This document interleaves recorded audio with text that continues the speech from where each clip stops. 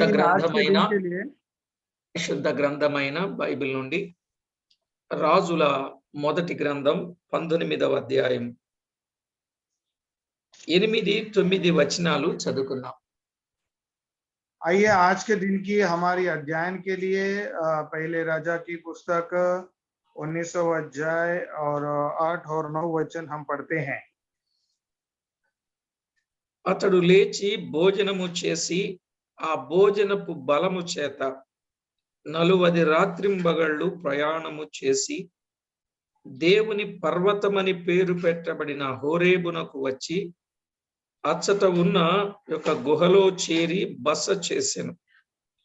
యెహోవా వాక్కు అతనికి ప్రత్యక్షమై, ఏలియా, ఇచ్చట నీవేమి చేయుచున్నావని అతని నడుగగా. देखिए 9 8 और 9 वचन हम पढ़ते हैं. तब उसने उठकर खाया पिया और इसी भोजन से बल पाकर 40 दिन रात चलते चलते परमेश्वर की पर्वत की होरेब को पहुंचा. वहां एक गुफा में जाकर ठीक और यहोवा का यह वचन उसे पास पहुंचा, ए एलिया, तेरा यह क्या काम. చదవబడిన లేఖనం కొరకై ప్రార్థన చేసి వాక్యాన్ని ధ్యానం చేద్దాం. जो वचन पढ़े हैं उस वचन के लिए हम प्रार्थना करके उसकी हम अध्ययन करेंगे. పరిశుద్ధుడవైన మా పరమ తండ్రి, పరమందు ఆసీనుడా, పరిశుద్ధులను మీరున్న స్థలము నుండి కన్నులారా చూచుచున్నవాడా మీకు స్తోత్రములు. हमारे परमपिता परमेश्वर, पवित्र परमेश्वर और पवित्र जनों को आपकी पवित्र नेत्र से आप देखता हुआ है, उसके लिए हम तेरे धन्यवाद करते हैं. మీ నామ మహిమార్థమై మీ ప్రజలైన వారిని మీరు బలపరచి భద్రపరచి క్షేమస్థితిని కలుగచేసే దేవుడవైనందుకు స్తోత్రములు. आपकी चुनी हुई प्रजा को, उसकी भलाई को, उसकी अच्छाई को प्रभु तू कर कर और उनकी भलाई का प्रभु तू करने वाला परमेश्वर है करके हम आपको धन्यवाद करते हैं. ప్రతి విషయంలో గొప్పదైన మీ సహాయం ఇచ్చి ప్రతి వారిని మీరు ఆదుకుంటున్నందుకు కృతజ్ఞతలు చెల్లిస్తూ, हर विषय में, हर बात में आप हमें मदद करते हैं और उन सारी बातों को, सारी भलाइयों को याद करके और कृतज्ञता और धन्यवाद करते हैं. చదవబడిన లేఖనములో నుండి మాతో మాట్లాడమని ప్రార్థన చేస్తూ, आपका वचन जो पढ़े हैं उस वचन से प्रभु आप हमसे बात करने के लिए विनंती करते हुए మా ప్రభువైన యేసుక్రీస్తు నామమున వేడుచు ఉన్నాము తండ్రి. और ये छोटी सी प्रार्थना हम प्रभु यीशु मसीह के नाम में मांगते हैं, सुन के कबूल कर पिता. आमीन आमीन. ప్రభునందు ప్రియులారా, దేవుని మహాకృపను బట్టి దైవ గ్రంథంలో వ్రాయబడిన వాస్తవికతను మనము గమనించినప్పుడు, ఏలియా తన ప్రయాణంలో హోరేబు కొండ దగ్గరకు చేరినట్లుగా చూస్తున్నాం. देखिए को परमेश्वर की अनुग्रह से जो परमेश्वर ने हमें दी हुई अद्भुत वचन के लिए हम धन्यवाद करते हैं. यहाँ पर जब हम देखते हैं तो एलिया जो है यहाँ पर परमेश्वर के पर्वत पर पहुंचा होरेब के करके देखते हैं. దేవుని సన్నిధిన ఉన్న ఏలియా కెరీతు వాగు దగ్గరకు వచ్చాడు. కెరీతు వాగు దగ్గర నుండి సారేపతుకు వచ్చాడు. సారేపతు నుండి ఆహాబును దర్శించాడు. అక్కడ నుండి బయలుదేరి కర్మేలు పర్వతానికి వచ్చాడు. కర్మేలు పర్వతము నుండి బయలుదేరి ఆయన బదరి వృక్షము క్రిందికి వచ్చాడు. బదరి వృక్షము క్రింద నుండి బయలుదేరి హోరేబునకు వచ్చాడు. यहाँ पर हम देखते हैं तो एलिया जो है पहली दफे हम देखते हैं तो वो नाले के पास था, उसके बाद में सारेपत विधवा के पास आया, उसके बाद हम लोग देखते हैं तो फिर पर्वत पर आया और अभी हम यहाँ पर हम देखते हैं तो परमेश्वर के पर्वत जो है होरेब के पास पहुंचता हुआ हम लोग देखते हैं. హోరేబు అన్న సీనాయి పర్వతం అన్న రెండు ఒక్కటే. होरेब कहिए या सिनाई पर्वत बोलिए, ये दोनों भी का अर्थ एक ही है। ఆ సీనాయి పర్వతం మీద దేవుడు మోషేకు 10 ఆజ్ఞలు ఇచ్చాడు అని, అక్కడ నిబంధన ఉన్నదని, మందసము ఉన్నదని, ఆ పలకలు ఉన్నాయని, పరిశుద్ధులు ఉన్నారని, దేవుడు అక్కడ మాట్లాడాడని ఎన్నో అనుభవాలు మనము గత सिनाई వర్తమానంలో की, హోరేబు అనుభవాలు మనం విన్నాం. क्योंकि सिनाई या होरेब की अनुभव में जब हम लोग देखते हैं तो वहां पर जो है मूसे को परमेश्वर ने जो है 10 आज्ञाएं दिए हुए, और वहां जो है वो पार्टियां हैं करके, वहां पर पवित्र लोग है करके, वहां पर परमेश्वर की उपस्थिति है करके, इस प्रकार से कई बातों को हम होरेब की अनुभव से हम सीख सकते हैं। అది దేవుని పర్వతం, హోరేబు పర్వతం, సీనాయి పర్వతం, దేవుని పర్వతం. और वो जो सिनाई का पर्वत है या होरेब की पर्वत है, वो परमेश्वर का पर्वत है और परमेश्वर का स्थान पवित्र पर्वत है करके यहाँ पर हम देखते हैं। ఈ పర్వతము యొద్ద మోషే 40 దినాలుండి ధర్మశాస్త్రము తెచ్చాడనేది మనము ఎరిగిన సత్యం. और यही होरेब सिनाई पर्वत पे जो है 40 रात 40 रात दिन जो है मूसा वहां पर परमेश्वर के साथ बिताने के बाद परमेश्वर की 10 आज्ञाएं वहां पर से लाया करके भी हम इस बात को जानते हैं। యేసు ప్రభువు కూడా 40 దినాలు అపవాది చేత శోధించబడిన సందర్భం మనం ఎరిగినదే. और हम सब जानते हैं कि हमारा प्रभु यीशु मसीह जो है जब इस धरती पर जीवन के काल में 40 दिन जो है वह शैतान की ओर से परीक्षा में था करके हम देखते हैं। ఈ 40 అనేది బైబిలులో విశేషమైన సంఖ్యగా కనబడుతా ఉంది. और ये जो 40 की जो संख्या है एक विशेष का संख्या को हमें दिखाई देता है। భక్తుల జీవితాల్లో అది విజయాన్ని సూచిస్తా ఉంది. और ये जो 40 की संख्या है भक्त जनों के जीवन में विजय को दर्शाते हुए हमें देखते हैं। ఇక్కడ మనం చూడండి 19వ అధ్యాయం 9వ వచనంలో, దేవుని పర్వతమున వద్దనున్న ఏలియాతో ఏమన్నాడంటే, ఏలియా ఇచ్చట నీవేమి చేయుచున్నావని అతనిని అడుగగా అనే మాట చూస్తున్నాం. देखिए 8 और 9 वचन में दो बातों को जब हम देखते हैं, परमेश्वर की पर्वत होरेब को पहुंचकर वहां एक गुफा में जब वो टिका और वहां यहोवा का वचन उनसे पास पहुंची और एलिया से कहा, यह तेरा क्या काम। కెరీతు నొద్ద గాని సారేపత్తు నొద్ద గాని ఈ మాటలను ఏలియా వినలేదు. क्योंकि किरीत की नाली पर बोलिए और सारे पद भी बोलिए, वहां पर उन्होंने नहीं सुना। మరి ఎందుచేత దేవుడు అతనిని ఇప్పుడు ప్రశ్నిస్తున్నాడు? अब यहाँ पर हम देखते हैं तो वहां पर ये प्रश्न क्यों पूछ रहा परमेश्वर एलिया से। కెరీతు దగ్గరకు గాని సారేపతు దగ్గరకు గాని దేవుడు వెళ్ళమన్నాడు, దేవుని మాట చొప్పున వెళ్ళాడు. ఇప్పుడు దేవుని మాట వినకుండా సొంత నిర్ణయము తీసుకుని వెళ్ళాడు గనుకనే దేవుడు అతనిని ప్రశ్నిస్తున్నాడు. जब वो किरीती नाली पर बोलिए, सारे पद विधवा के पास जब बोलिए, जब हम देखते हैं तो परमेश्वर ने उनको भेजा था, परंतु यहाँ पर हम लोग देखते हैं तो परमेश्वर ने यहाँ पर भेजा नहीं, परंतु उनका खुद का निर्णय से गया हुआ है। इसके लिए परमेश्वर ये प्रश्न उससे पूछ रहा है। ఇక్కడ మనం కూడా ఆలోచన చేస్తే, మనము సరి అయిన మార్గములో వెళితే దేవుడు మనలను ప్రశ్నించడు గాని ప్రశంసిస్తాడు. సరికాని మార్గములో వెళ్ళితే ఆయన ప్రశ్నిస్తాడు. ఇది గుర్తుపెట్టుకుందాం. यहाँ पर हमको सीख यह मिलता है, यदि हम सही मार्ग में सही दिशा में जाते हैं तो परमेश्वर जो है हमको कुछ पूछता नहीं है। अगर गलत रास्ते से गलत दिशा में जाते हैं तो परमेश्वर जरूर वो पूछेगा। జాగ్రత్త అండి. దేవుడు ఎప్పుడు మనలను ప్రశ్నించేటట్లుగా మన ఇష్టానుసారమైన విచ్చలవిడి జీవితాలకు అలవాటు పడి ఎలా పడితే అలాగున మాట్లాడడం, తిరగడం, చేయడం, చెందడం అది మంచి పని కాదు అని ఇక్కడ మనం అర్థం చేసుకోవాలి.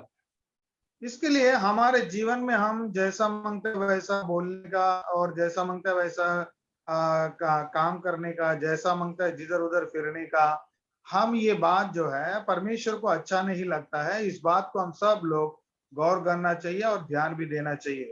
ఎప్పుడైనా సరే దేవుడు చెప్పిన స్థలానికి వెళ్ళాలి, వెళ్ళమన్న చోటికి వెళ్ళాలి, చెప్పిన ప్రకారంగా వెళ్ళాలి. और जब भी कभी भी परमेश्वर कहीं भी जगहों पर वहां पर हम जाना है और परमेश्वर की वचन के अनुसार जाना है और परमेश्वर का वचन ही वहां पर हमें देना है।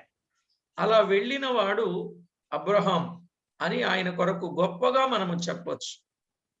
और ऐसा गया हुआ व्यक्ति को अगर हम देखते हैं तो अब्राहम है। अब्राहम के बारे में बहुत कुछ बातें हम देख सकते हैं। దేవుడు ఆదామును కూడా ప్రశ్నించాడు కదండి. हम पवित्र बाइबल में देखते हैं तो आदाम से भी परमेश्वर ने प्रश्न पूछा ना, ఆదామా నీవు ఎక్కడ ఉన్నావు అని దేవుడు ప్రశ్నించినప్పుడు ఆదాము పాపములో ఉన్నాడు. जब आदाम को यह प्रश्न किया तो आदाम तो कहाँ है करके प्रश्न किया है, हम देखते हैं तो आदाम जो है तभी वो जो है पाप में था करके हम देखते हैं। తన తప్పు తనకు అర్థమైనది గనుక భయపడ్డాడు. అందువల్ల ఆ ఆదాము చెట్టు చాటున దాక్కోవలసి వచ్చింది. और इस कारण जो है वो पाप किया और उसे डर गया और डर के कारण जो है वो झाड़ के पीछे जो है छुपना पड़ा उसको। అయితే ఆదామును దేవుడు చక్కజేశాడు, విమోచించాడు, క్షమించాడు అనే విషయం ఆదికాండం 3వ అధ్యాయం 9 నుండి 21 వచనాలలో మనము గమనించవచ్చు. और इसी बात को हम जो है उत्पत्ति की पुस्तक में 30वां अध्याय 9 से लेके 21 वचन में हम देखते हैं परमेश्वर जो है आदाम को ठीक किया। उन सारी बातों को वहां पर हमको देखने को मिलते हैं। జాగ్రత్త ప్రియులారా, దేవుడు మనలను ప్రశ్నిస్తాడు. ఇదిగో ఆదామా నీవెక్కడున్నావు, ఆదామా నీవెక్కడున్నావు అన్నప్పుడు ఆయన భయపడ్డాడు. అయితే ఆ భయమే తన క్షమాపణకు కారణమైనది అనేది కూడా మనం చూస్తాం. और हमें बहुत ही सावधानी रहना है कि परमेश्वर भी हमारे जीवन में हमसे प्रश्न करेगा। जिस प्रकार से आदाम से कहा आदाम तो कहाँ, आदाम तो कहाँ है करके, इस प्रकार से, और उसके कारण जो है वो डरा और डर के कारण जो है पश्चाताप हुआ और परमेश्वर से क्षमा मांगने का उसका आधार हुआ करके हम देखते हैं। ఈ రోజు విచారం ఏంటంటే తప్పు చేసి కూడా ఈవేళ భయపడలేదండి, తప్పులు చేస్తూ కూడా భయపడలేదండి. आज बड़ी चिंता की बात यह है कि गलत करते हुए भी डरते नहीं है, गलतियां करते हैं और डरते भी नहीं है। తప్పు చేసి కూడా తిరగబడే వాళ్ళు ఉన్నారు. నేను ఎప్పుడు తప్పు చేశాను, నేను ఎందుకు చేశాను, చేయాల్సిన అవసరం నాకేమొచ్చింది, నేను చేస్తే రుజువు చేయండి అని మాట్లాడుతూ ఉన్నారు.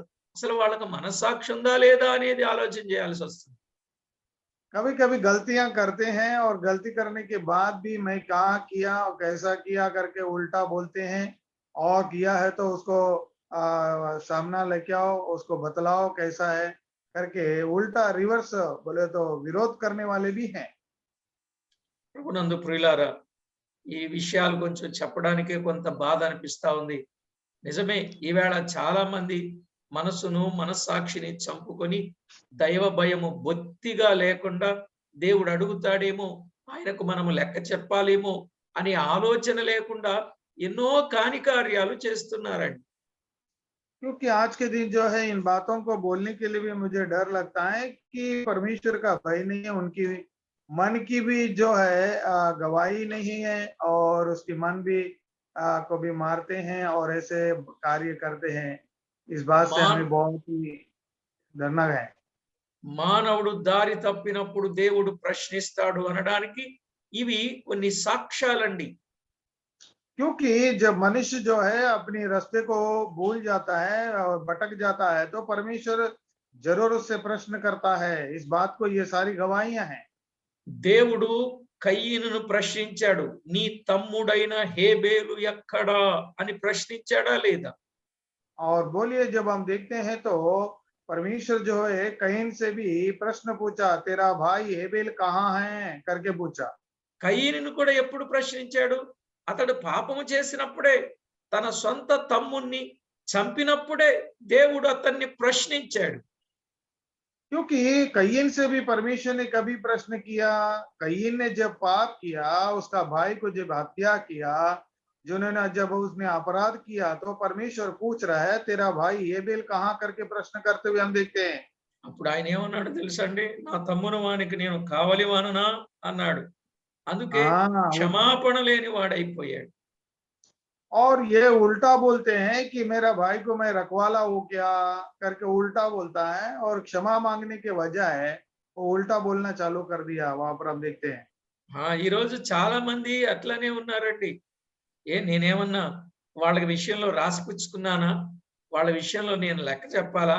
వాళ్ళ సంగతి వాళ్ళదే, నా సంగతి నాదే. ఇట్లా మాట్లాడే వాళ్ళున్నారు.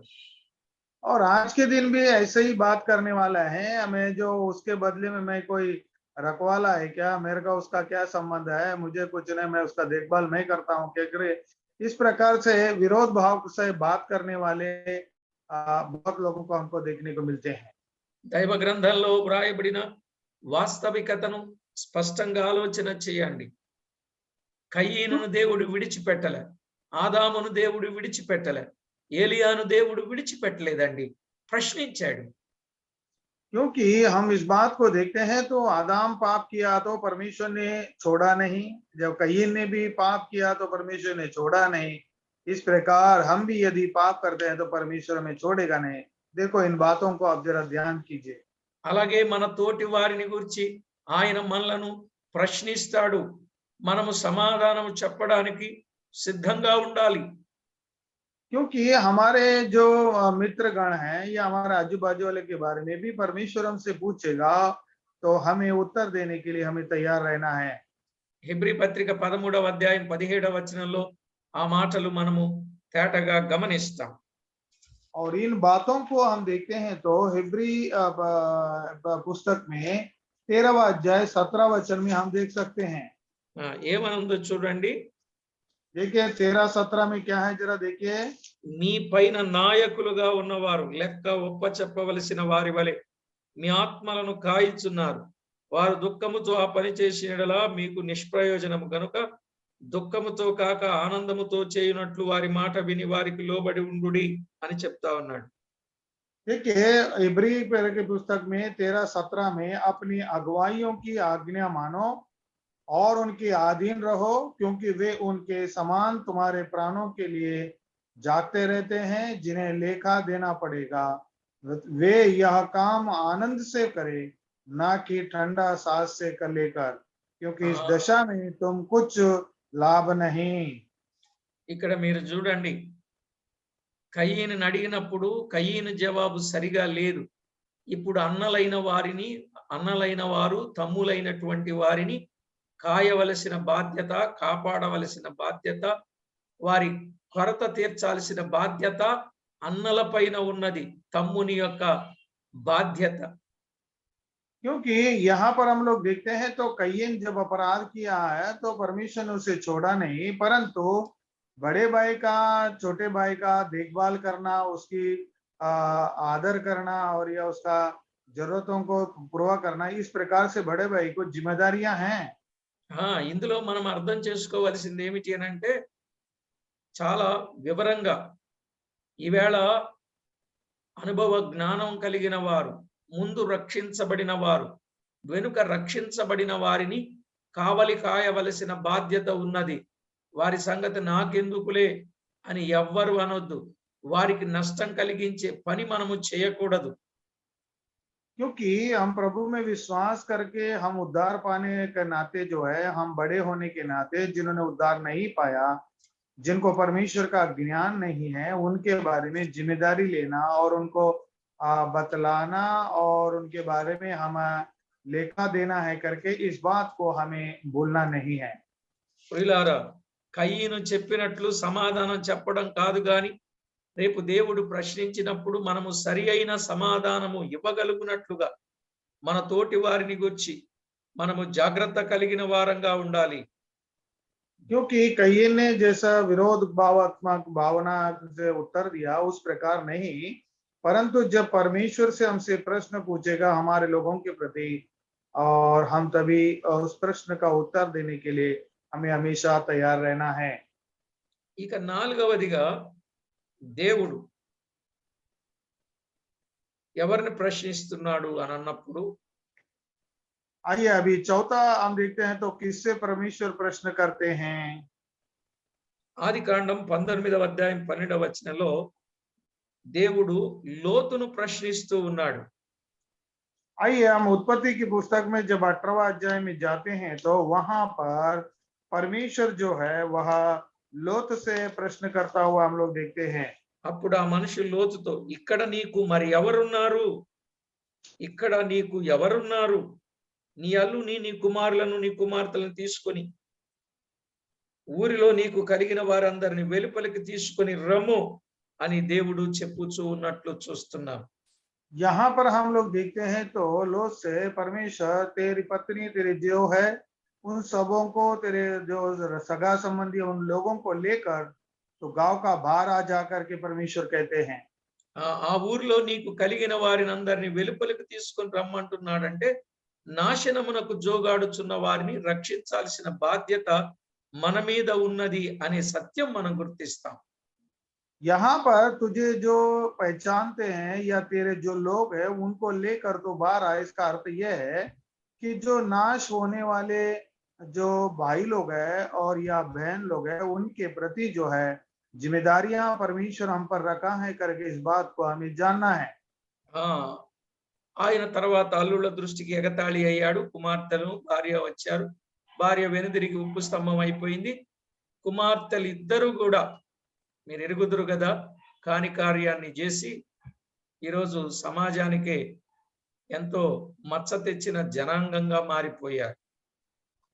और इन सारी बातों को हम देखते हैं कि वो जो है अपने दामाद थे, दामाद लोग उसको अपास्य किया और बेटी लोग गए, बेटी लोग के द्वारा जो कार्य नहीं करना चाहिए उन कार्य हो गया। उसकी पत्नी जो है मीट का स्तंभ हो गया, और उतना ही नहीं, और उस बेटियों के द्वारा हुआ उस कार्य के कारण आज बड़े दुख की बात बन गया करके हम देखते हैं।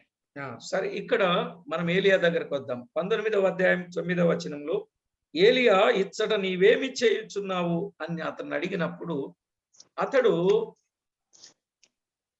దేవుడు ప్రశ్నించినప్పుడు పాత సంగతే చెప్తున్నాడు గాని క్రొత్త సంగతి చెప్పడం లేదు.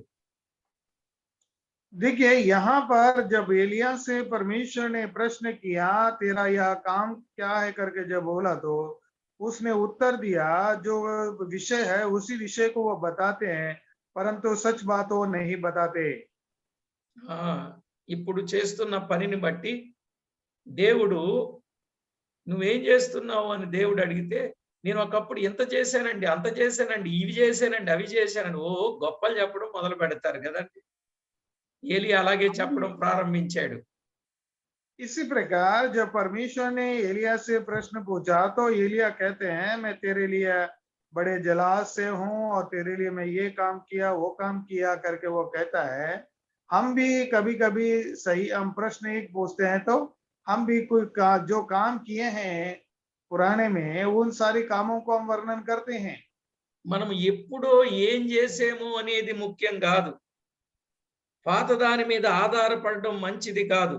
ప్రస్తుత స్థితి ఒప్పుకొనుట ప్రయోజనకరం.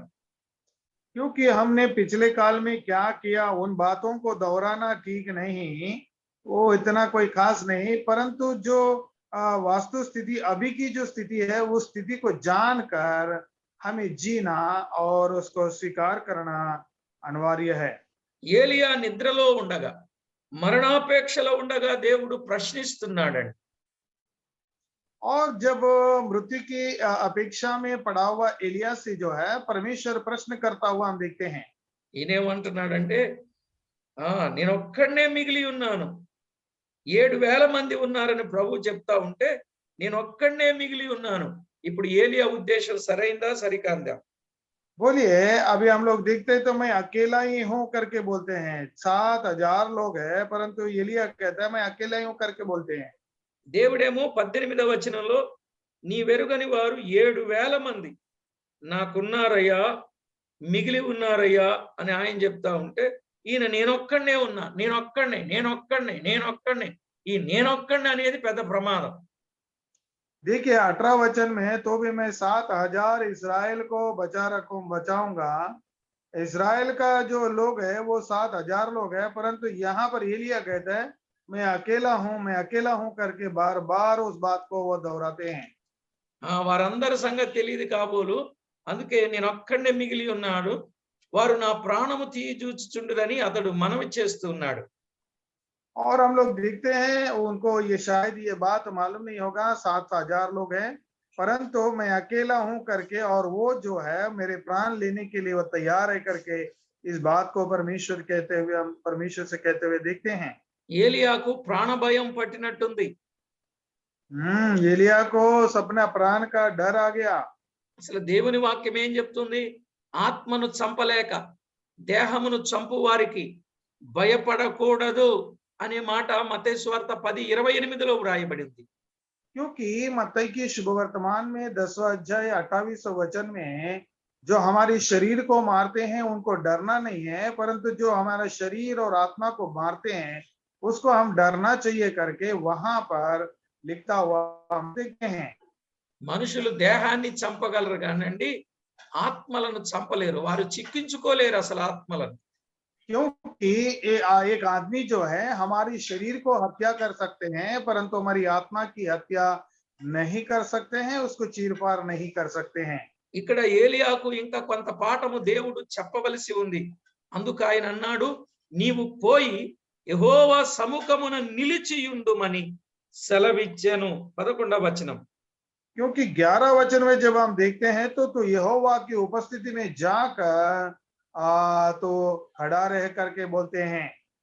ఒకప్పుడు దేవుని సన్నిధిలో ఉన్నవారే ఇప్పుడు కొంత అవిధేయత చూపగా బలహీన పడగా దేవుని సముఖమందు నిలిచి ఉండమని ప్రభువు చెప్పుచున్నాడు అంటే ఇంకా ప్రేమిస్తూనే ఉన్నాడు.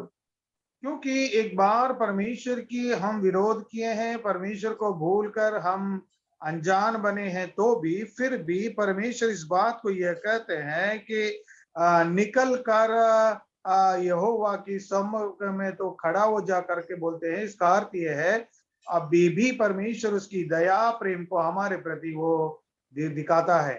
గమనించాలి, దేవుని సన్నిధిలోనే సమస్త విధములైన నేర్పును మనము పొందగలం, ఇంకెక్కడా మనము పొందలేము అనే సత్యం మనకు తెలుస్తుంది. और हम इस बात को ध्यान रखना चाहिए कि हम जो है परमेश्वर की उपस्थिति में ही सब कुछ हम पा सकते हैं, और परमेश्वर की आशीष हमारे जीवन में हम देख सकते हैं। నిజమే ప్రియులారా, దేవుని దగ్గర నేర్చుకోవాలి. ప్రభు ఏమన్నారు? నేను సాత్వికుడను, దీన మనసు గలవాడను గనుక నా కాడి ఎత్తుకొని నా యొద్ద నేర్చుకొనుడి, అప్పుడు నీ ప్రాణమునకు విశ్రాంతి కలుగును అని ప్రభు చెప్పారు. क्योंकि मत्ती की शुभ वर्तमान में स्वयं हमारा प्रभु ने कहा है कि तुम जो है मेरे जुए को तुम्हारे कंधे के ऊपर लो और मेरे पास तुम सीखो, मेरा जुआ जो है बहुत ही हल्का है, और मेरे पास आओ, मैं तुम्हें शांति और समाधान से तुम्हारे जीवन को मैं भर दूंगा करके स्वयं हमारा प्रभु यीशु मसीह ने कई भी बात हम जानते हैं। దేవుని దగ్గర నేర్చుకోవాలి. మత్తయి 11:29లో ఆ మాట వ్రాయబడింది. और मत्ती की शुभ वर्तमान 11वां अध्याय 29वां वचन में ये बात है, लिखा गया है कि हम परमेश्वर के पास सीखना है। యేసు ప్రభు పాదాల దగ్గర కూర్చుండి మరియా ఆయన బోధ వింటూ ఉంటే మార్త ఆటంకపరచగోరినట్లు చూస్తాం. और जब हम देखते हैं तो मरियम जो है प्रभु यीशु मसीह की चरण में बैठकर परमेश्वर की वचन चुनना चाहा, तभी मार्ता जो है उसको थोड़ा तकलीफ देते हुए हम देख सकते हैं वहां पर। మరియా ఉత్తమమైన దానిని ఏర్పరచుకున్నది కనుక ఆమె యొద్ద నుండి ఎవ్వరూ తీసివేయలేరు.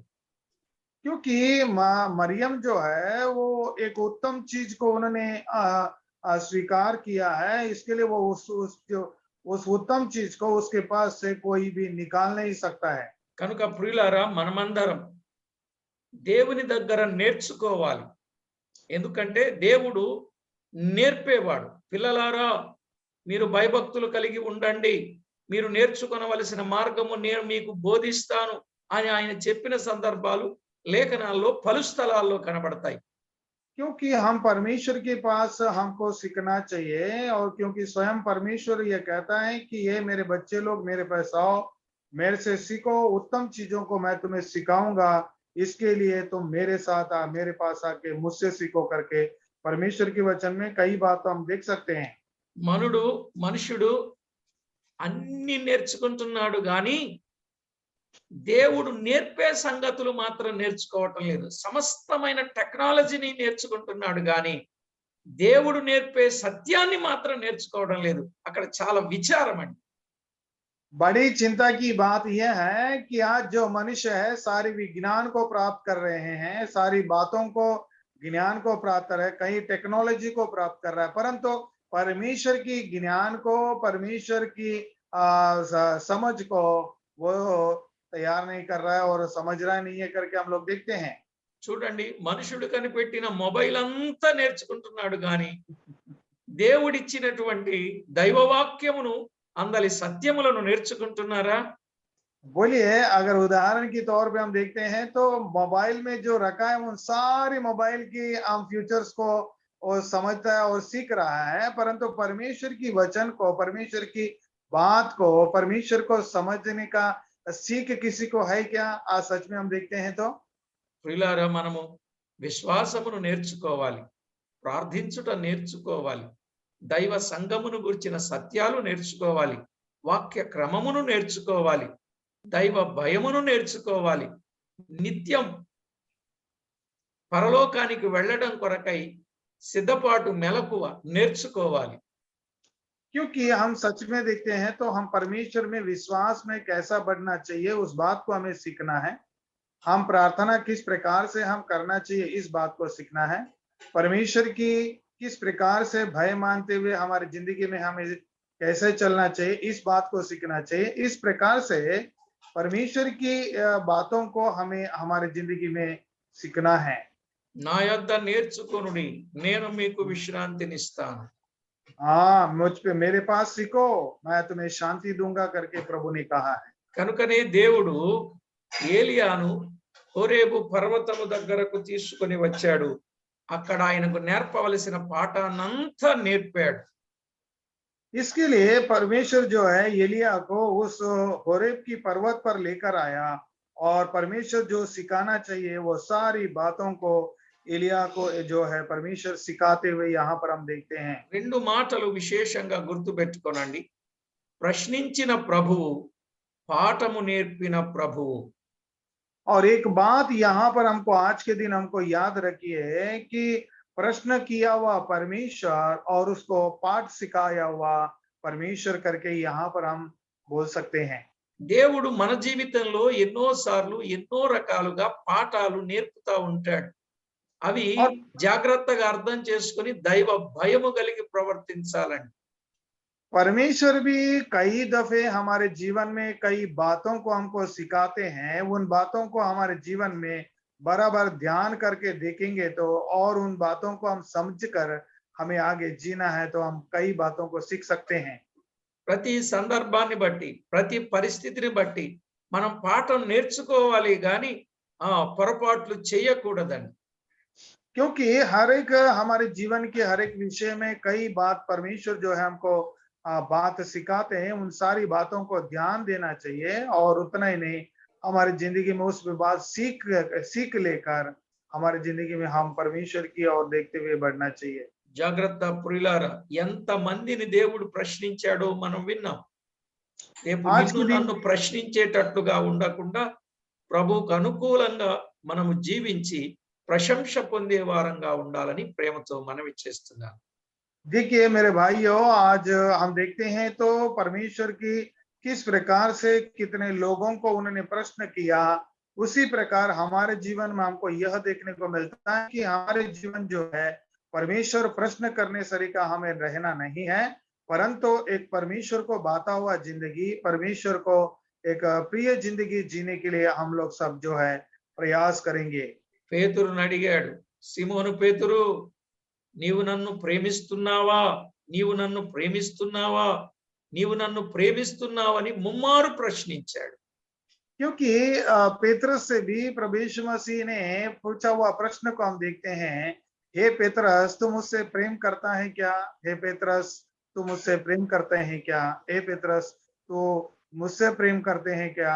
स्वयं प्रभु यीशु मसीह ने 3 बार इस बात को दौरा के उससे पूछा। కాబట్టి ఇలాంటి వారు ఉన్నారు, జాగ్రత్త పడదాం. దేవుడు ప్రశ్నించకుండా మనకు చక్కని పాఠాన్ని నేర్పాడు గనుక ఆ వరుసలో క్రమంగా మనం ముందుకు సాగిపోదాం. इसके लिए प्रभु जो है आज के दिन जो है पवित्र बाइबल में से हमको ये बात सिखाता है कि परमेश्वर हमें प्रश्न करने से तरीका हमारे जिंदगी नहीं रहना चाहिए। एक परमेश्वर को बाता हुआ जिंदगी, परमेश्वर की एक प्रति एक अच्छी जिंदगी जीने के लिए प्रभु परमेश्वर जो है हमें सहायता करे। ప్రార్థన చేసుకుందాం. आइए हम प्रार्थना करते हैं। పరిశుద్ధుడవైన మా తండ్రి మీకు స్తోత్రములు చెల్లిస్తున్నాం. हमारे पवित्र परमेश्वर हम तेरे धन्यवाद करते हैं प्रभु। మీ దివ్య వాక్యములో వ్రాయించిన ప్రతి సత్యమును బట్టి మిమ్మును స్తుతిస్తున్నాం. पवित्र बाइबल में लिखा हुआ हर वचन के लिए हम तेरी बहुत बहुत धन्यवाद करते हैं प्रभु। మా ప్రభువా, మా దేవా, ఏలియాను ప్రశ్నించిన దేవుడవు మమ్మను కూడా ప్రశ్నిస్తారు. మేము ప్రశ్నించకుండా మీకెంతో మహిమకరంగా ఉండడానికి మమ్మను సిద్ధపరచమని కోరుచు. है प्रभुआ हमारे परमेश्वर, प्रभु एलिया तूने प्रश्न किया उसी प्रकार हमारे जीवन में तो ऐसा हमसे प्रश्न न कर सके, ऐसा एक जिंदगी, ऐसा एक बाता हुआ जिंदगी, प्रभु को प्रिय जिंदगी जीने के लिए आप हमें मदद करके सहायता करने के लिए विनती करते हैं। ప్రతి విషయములో మీకు మేము మహిమ తేగలుగునట్లు మా ప్రాణాత్మ దేహములను సిద్ధపరచమని కోరుచు. और हर एक विषय में प्रभु परमेश्वर तुझे महिमा लाने के लिए और आपका आदर करने के लिए हमें तैयार करके हमें आगे बढ़ाने के लिए विनती करते हुए మా ప్రభువు రక్షకుడైన యేసుక్రీస్తు అమూల్యమైన నామమున స్తుతించి ప్రార్థించి వినయులమై వేడుచూ ఉన్నాము తండ్రి. और ये छोटी सी प्रार्थना प्यारे खुदावन परमेश्वर प्रभु यीशु मसीह के नाम में धन्यवाद के साथ समर्पण करते हैं। सुन के कबूल कर पिता, आमीन। आमीन। ప్రభునందు ప్రియులారా, ప్రభు అయిన దేవుని పేరట వందనాలు తెలియచేస్తూ